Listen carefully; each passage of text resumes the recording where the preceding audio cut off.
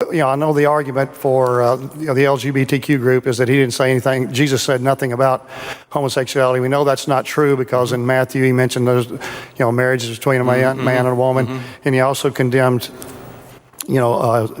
sexual immorality. My question is this: Christ also mentions in Luke, when he's asked, when he's coming back, he mentions that one of the times, or when he will return, it'll be like in the days of Sodom. Now, we also know that, the history of Sodom and the homosexuality was there.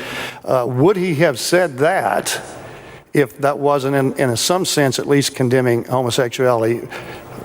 Because we know when he comes back, the world's going to be a mess. So probably, but I don't think you'd need to go to that passage to prove the point you already made. Because, first of all, even if Jesus said nothing about any of this, that doesn't mean he approves of it, right? Sure. I mean, if he says nothing about rape, does that mean Jesus approves of rape?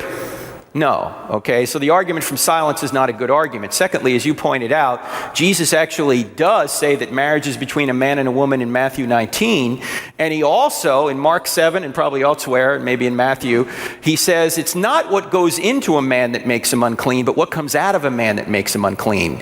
Theft, sexual immorality, several other things, right? Now that term, sexual immorality, meant any sex outside of marriage, outside of the marriage of a man and a woman, would be considered immoral. So that includes homosexuality, adultery, premarital sex, bestiality, rape, on and on and on, right? So Jesus is condemning the category, even though he didn't necessarily use the word homosexual. The same thing we could say about felony home invasion, right? Does the Bible talk about felony home invasion? Did Jesus talk about felony home invasion? No, but that doesn't mean he's for it. However, he did talk about the category known as theft, which would include felony home invasion.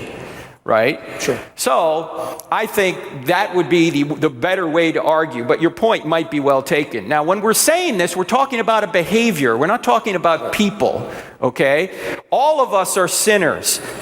Everyone is going to be judged unless you are saved by the blood and work of Christ.